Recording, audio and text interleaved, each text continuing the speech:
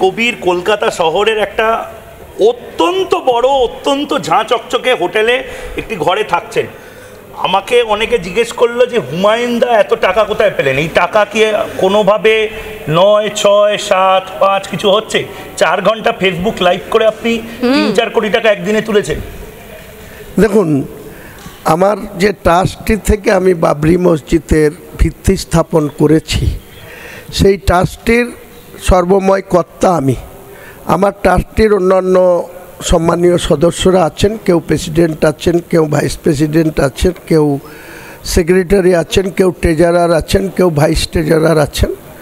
তারা আমার সঙ্গে, তাদের কাছে আমার স্বচ্ছতা রাখার জন্য এবং যারা মুক্ত হস্তে দান করছেন এই বাবরি মসজিদের সম্পূর্ণ করার জন্য, অন অ্যাকাউন্ট যারা দিচ্ছেন তার অ্যাকাউন্টের ব্যালেন্স স্টেটমেন্ট দেখিয়ে দেব।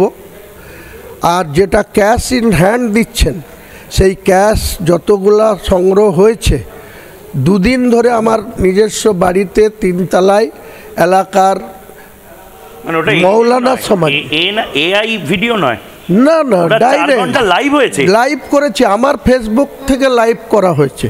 স্বচ্ছতা বজায় রাখার জন্য আমার মনে হয় বাংলার রাজনীতির যত দল রয়েছে, 34 বছরের লেফট ফ্রন্ট সরকার বলুন, 14 বছরের টিএমসির গভর্নমেন্ট বলুন, তার আগে কংগ্রেসের গভর্নমেন্ট বলুন, কোনো রাজনৈতিক দল এইভাবে কারোর সাথে যেটা চাঁদা পেয়েছে বা টাকা তুলেছে, সেই টাকার উৎস কি সেটা সাধারণ মানুষের কাছে এইভাবে ওপেন কেউ দেখা।